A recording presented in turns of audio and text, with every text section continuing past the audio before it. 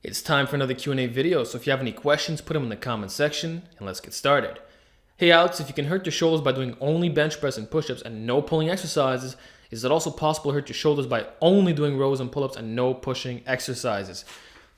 Interesting little question, and one that I've never answered. So the first thing I'll ask you is, why would you want to train like this in the first place?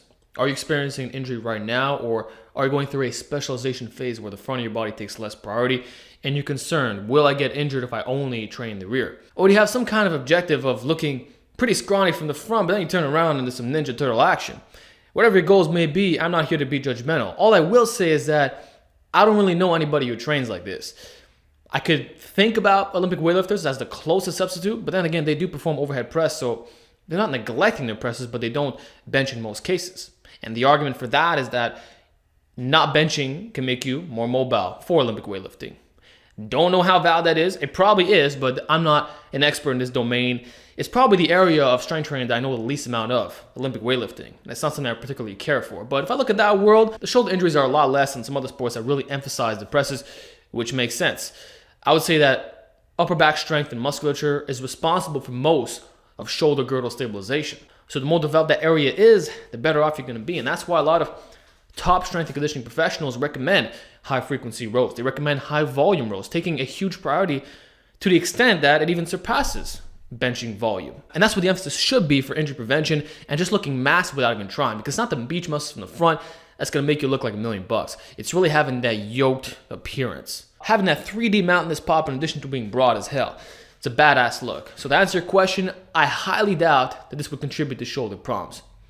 But if you think that there's a reason to believe that there would be, I would honestly love to hear your arguments in the comment section down below. Hey Alex, when running upper lower, if I do my pull-ups and rows on upper days and deadlifts on lower days, is it going to compromise back recovery, or does that mean that I'm training back 4 times a week?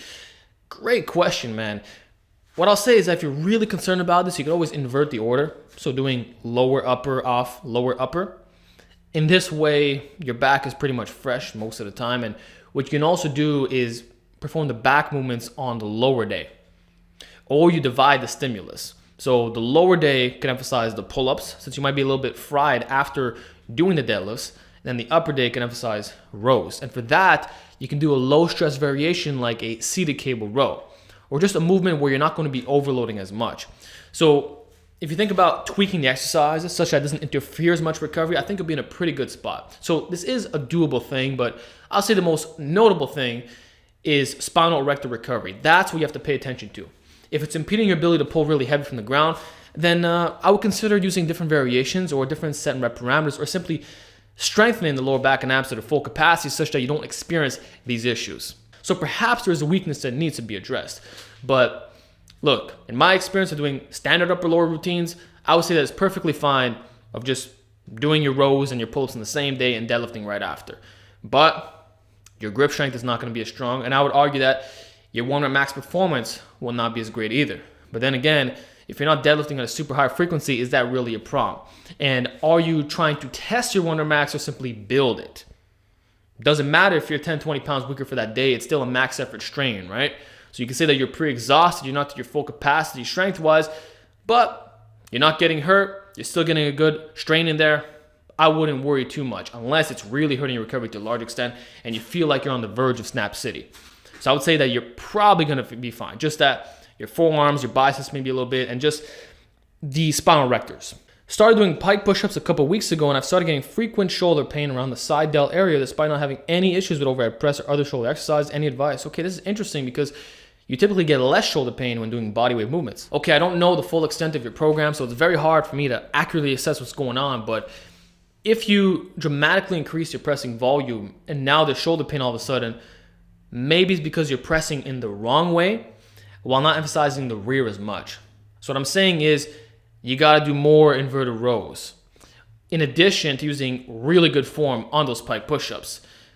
If you're using parallettes, make sure that they're perfectly even. Don't have one that's too wide. But I will say that if they are perfect and you're still getting the pain, maybe it's because you've identified a new weakness. One side of your back is a lot thicker than the other. So you're using bad form without even knowing it. I recommend you film your sets and you might see something that really shocks you. Another thing is that you might not be rotating the variations as much, which can potentially be problematic. It could be overuse, what you're experiencing. So there's a few factors to consider here. Overuse, improper form, and having a back weakness. I would address one of those things, if not all, and that should resolve the issue by itself. Hey Alex, what are your thoughts on replacing volume day with dynamic effort method? I'm choosing the third week, the last week before taking the deload for high volume calisthenics with GPP on off days. Okay, well, nothing wrong with that, so there's no point in me commenting. In regards to your first question, volume day and dynamic effort, they're kind of the same thing in the sense that you don't just do speed work and leave the gym. That would be subpar on every possible level. You start off with your main exercise, say 10 sets of 2. Then you go on to your accessories. You do your good mornings, reverse hyperextensions, your leg curls, maybe rows if you're including that as a part of your routine. That's just the main feature of the system. You start off with that, but then you back it down, you do some volume work. You're kind of dealing with the same percentages anyway, and it's high volume by design. Not like excessive volume, but think about it, right? Like if you're doing a 12 sets of 2, that's 24 total repetitions, which is not that far off from a 5x5. So you're getting some really good muscle building benefits. Like speed work will get you jacked. So it obviously makes a lot of sense to do your accessories right after that point. They blend perfectly together, and it's only going to complement the speed work that you did. So that's just one aspect of the system. You don't just do speed all the way through. Like, okay, I'm going to do speed deadlifts, speed squats, and then speed good mornings, and speed leg curls. No, bro, you don't do speed everything. You can add some jumps at the end of that program. You can add some jumps at the end of the routine, but at the end of the day, it's volume training. That's pretty much what you're doing. So I wouldn't call it a replacement. I would just say you're replacing the first movement. So on a classic volume system, which is pretty much how I train, you might start off with a 5 sets of 10 or a 3x10, keeping it very simple bodybuilder style. With a speed day, your first thing might be an 8 sets of 3. And then the rest of the system looks exactly the same. So it's up to you what you want to do, man. All depends on individual goals. Hey Alex, what's superior in terms of size gains and recovery? 30 down dumbbell bench press or 30 down push-ups? Also, can pull-ups be replaced to attain a wide back as I don't have anything to use to pull myself up vertically? Do 30 down dumbbell rows work? Or even perhaps 30 down inverted rows using my heavy dinner table? In regards to your last point, yeah, man, 30 down is a universal strategy. You see me do this on all kinds of movements. Push-ups, squats, pull-ups. Although pull-ups I can't do 30. I typically use 15 for that. So it works. You can do this on inverted rows. That would actually be quite challenging for the vast majority of people watching my channel. So you can build a great back using that setup. Now going back to your first point, it would be better if you did it with a dumbbell bench or a push-up. I would say it all depends how close you are in terms of getting the failure, because that's going to be very important when we're talking about lower percentages relative to our 1 rep max or just body weight training in general. So if those dumbbells are a lot lighter or they feel significantly easier compared to doing the 30 down push-ups, and I would say you're gonna build a lot less muscle. So you have to look at the relative intensity aspect. Maybe for you to get the same effect, you'd have to jump it up to 35 down dumbbell presses. And there's also the form to consider as well. I would say that if form breakdown occurs in the dumbbell press, that's a lot worse than doing it on a push-up. Because with the push-up, your scapula can move a lot more freely, and there are certain things you can do to manipulate the leverages. Whereas dumbbell pressing kind of locks you into place, and if you start cheating on that, I would say you're teaching movement patterns that could really F you up in the long run. Whereas the push-ups is just, yeah, it looks a little bit sloppy, but you're not hurting yourself necessarily. So from an injury prevention standpoint, I would definitely recommend the push-ups. And then just in terms of sheer difficulty, like there's no reason to do 30 down on dumbbell presses. I'd rather you just do a classic 3 sets of 8 to 12 or 3x20, etc. You know, like 30 down is pretty hard for me. 35 down is even more challenging. Imagine a guy who can do 45 down push-ups. Like you can get jacked with that alone. So I really wouldn't mess with it. I would say it makes more sense on the dumbbell row, like you just mentioned. And for that, I'll do 2 arms at the same time, or else you're going to be there all day. Or it becomes a freaking cardio workout. Left arm, right arm, left arm, right arm, no rest, right? So I would do the 30 down push-ups with 30 down inverted rows. That should be an excellent routine right there. I wouldn't necessarily recommend with the presses. Hey, Alex, I know it's a late question, but do you still max out on deload weeks? Thanks.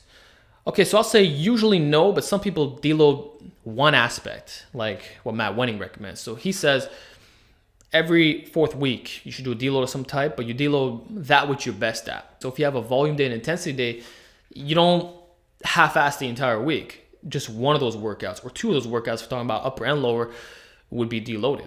So that's one way to approach it if you're using a maximized system. But most people absolutely do not lift their heaviest weights. Or if they do, the volume is cut in half. Actually, a really good video you could watch on this is by Dr. Mike Israel. He gives some crazy guidelines that honestly make perfect sense, and they're super simple to follow. You basically just cut down your volume, you lift similar loads, and you can't go wrong. Or you cut the weight and the volume, and then you just build back up. There's a lot of content on deload, so I'm not gonna dive into that too much, but your question was, do I have to drop the max effort training during a deload week? Again, that depends if you're running a maximized system or not. But personally, I would, because that's one of the most stressful things you could do. It really breaks the body down. Like, even if your volume is not the highest, if you're doing a lot of max effort training, like, you better be eating and sleeping a lot. So I would personally deload that. Is there an advantage to going high above maintenance calories when trying to gain muscle? For example, is eating 500 calories above maintenance going to build more muscle than only doing 100 calories over? Or will it only add more fat, assuming the training, sleeping, etc. are hypothetically the same for both? The research seems to indicate that there wouldn't be a significant difference in terms of muscle mass. But I would say that the 500 probably will build a little bit more gains. But of course, at the cost of a lot more fat gain. And long term, that might not be the best, because when you do a cut, you're going to end up losing those results anyway. So is it worth it if you have to extend the duration of your cut, which is not really anabolic in the first place? I would say probably not. So a small surplus is honestly all you got to do, unless you're just really lazy or you don't care about the extra fat gain, you just want to enjoy your life. I've obviously done that in the past. But nowadays, it's not something I could really promote, knowing that you're not going to get that much better gains. So a small surplus of 100 to 250 calories is probably all you need, and no more than 500, realistically speaking. Hey Alex, how would you precisely calculate percentages on the weighted dip and pull up? I do not feel that body weight plus added weight as my calculation base sticks to reality. Well, the first thing I would do is max out on both variations, and then you could just use the percentages based off one or max strength, and that's it. So for me, like, when I would base my percentages, I would do it off 165. And that's it. I never factored in my body weight. And also understand that depending on the variations, it might not be the same when you're doing volume work. So you might be really strong at the pronated pull-up, but then you do semi-neutral and the reps are not the same whatsoever. So for me, I prefer to have certain weights that are my go-tos, like 2 plates, 1 plate for high repetitions, or being in the 105 to 135 range. Like, you kind of figure that over time. So if I'm being honest with you too, I'll say that I really don't think about percentages that much, except if my program is being very specific for a certain goal, or if I want to do dynamic effort or something like that. But most of the time, I just base it off certain weights that I know I can hit a specific 7 rep guideline. Hi Alex, will it work if I did 1 set of 40 instead of 5 sets of 8? Volume is the same going to failure in the last 8 reps. I'm trying to optimize my time, thank you. No, it would not be the same. You'll gain a lot more muscle with the 5 sets of 8. First of all, the 1 set of 40 is a pretty low percentage of your 1 or max. So in order to get the muscle gaining benefits, you're going to have to go pretty much to failure or very, very close to it. In that case, it counts as 1 set. You can say that the reps are higher, but from a hypertrophy building standpoint, at least of what I've seen, according to literature, when using weights that light, that's what it counts as. So you'd have to do more sets. Maybe not as many, but certainly more than 1. And 5 sets of 8, going to failure, inducing progressive in that way, is significantly more efficient. And obviously time tested as hell. If I'm a guy who does 1 set of 40 and has gone extremely jacked over time, it's not optimal. You already know it. So if you want to speed up your time, maybe you should incorporate giant sets into your routine and just using a low rest interval approach. Try the Greg Valentino method. I think you'll get better muscle gains with that than what you're suggesting me right now. 5 sets of 10 with 10 to 15 seconds of rest between sets. Hey Alex, is it possible to get large neck and traps with resistance bands? I'm working out at home and currently have no weight. You absolutely can. In fact, please watch my video, number 1 way to get yoked at home. Because in there, I show you some things that you could do, which includes doubling up some bands by your feet and doing shrugs for really high volume, getting close to failure. That's going to build a lot of trap mass, even if you're doing it 1 arm at a time. And if you're doing some other things, which I show in that video, you'll be fine with the traps. For the neck, of course, man, you got neck flexion, neck extension, then the lateral bending and rotation. That can all be done with bands. Actually, you get more options, more feasibility, more customization when you train that way. And the best way that I found to do this is with the neck flex, which you can check out, link in the description box. Definitely the best harness on the market because of all the versatility that it offers. So it comes with the loops. You can attach them from all kinds of positions. You can do every exercise you can think of, and the band is certainly heavy enough. So you're going to get a very jacked neck with this. Hi Alex, do you think that a 14-year-old whose linear gains have stalled could run an intermediate program, have him reach intermediate numbers for the main lifts? I would say yes, but you'll find that if you actually wait a year of doing nothing whatsoever, you can go back to novice program. At least this is what I've seen with the really young teens. They tend to stall very fast on novice programs, but then they seem to get this natural puberty spike of growth. I can't even explain it, but I've seen this. And then they can go back to novice routine. Like they're able to milk the linear gains again. So sometimes it's a transformation that goes beyond the actual training itself. So I would say that if you're a little bit patient, you could probably run a novice program. In the meantime, would I recommend intermediate system? Yeah. If you're really making no gains whatsoever and you're eating in a calorie surplus, you're eating properly, you're running a pretty damn good routine, and it's just not cutting it, all right, do an intermediate program temporarily, and maybe at 15, maybe closing in on 16, you could try a novice program again, and you're going to get great gains. Or maybe you're just going to be so ahead of everybody else that you'll just be sticking with intermediate routine. So maybe sticking to concurrent is the way to go in that way, but I can't really say. Hey Alex, what are your thoughts on running naturally enhanced with pure body weight? That would work great, my man. How do you think I got a very strong weighted dip and weighted pull-up? Is by following those principles. Concurrent periodization, you rotate specific movements, manage volume intensity throughout the yearly cycle. Like all the principles remain, man. Only thing with naturally enhanced is the template structure is specifically calibrated for building the 6 essential muscle groups. That's what it's specific for. That's what the volume is specific for. That's what the special exercises are designed for. So the calisthenics was not the main goal of that program, but you can certainly include it. And there are some templates at the end that actually seek to build things like your weighted pull-up. So I'll say that as long as you understand the philosophy behind it, you plug in the right movements, you're doing everything that I instruct you to do in that book, you're going to be just fine. But understand that there is something greater in the works. Can heavy zercher lunges be wonder max for strength gains, or should I increase the volume to something like a 3x3 for intensity? You could do both. You've seen me do this before in my last 2019 workout where I did an actual wonder max on the zercher lunge. I think I got 300 pounds on that lift. All I will say is that it feels better for volume work, a lot better. And that's what I personally recommend. It's how I actually built that wonder max strength to begin with. So I think lunges are generally suited for high repetitions because wonder maxes can feel quite awkward, especially as you calibrate the movement, because a max effort attempt is not going to look the same as volume work. Just understand that, especially for unilateral stuff. So I'm not saying it can't be done. Obviously, I've done it, including 3 sets of 3. But if you're going to use low repetitions, I'd recommend 5s instead. I think that is pretty fine when talking about lunges specifically. Hey there, Alex. One main problem I have is that my legs are genuinely genetically small. My whole family has small legs and more developed torsos. What can I be doing to increase leg size? By the way, I squat 315 and deadlift 405, but my legs are only 19 inches. Man, I'm sorry to hear that. All I'll say is that you got to keep focusing on the long-term journey. Keep getting stronger and stronger. Take that deadlift to 500 plus. Take that squat to 400 plus. See what happens there. I don't think that you've hit your limit. I think you're far from it. And then maybe consider adding in some bodybuilding strategies as well, or just getting away from the powerlifting scene. It could be that you have really good leverages. Ever thought about that?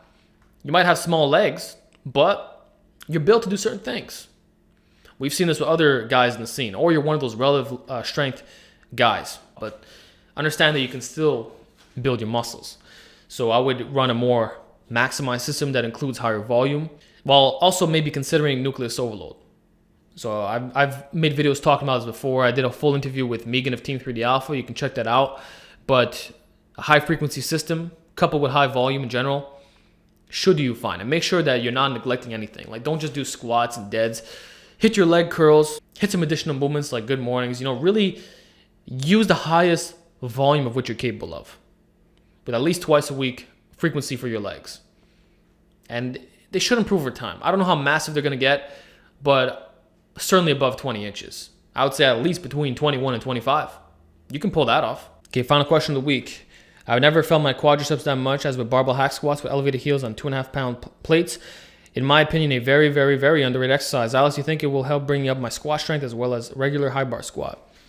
Well, I'll say yes if quads are a weakness for you. And if you get very strong at the barbell hack squat. Like if you can do over 600 pounds on that movement, which is totally doable as a natural. You see me do 655, your squat should be quite decent. It might not be legendary, it might not be amazing. In fact, there could be guys who are significantly weaker at you at the barbell hack squat, yet their squat is 100 pounds more.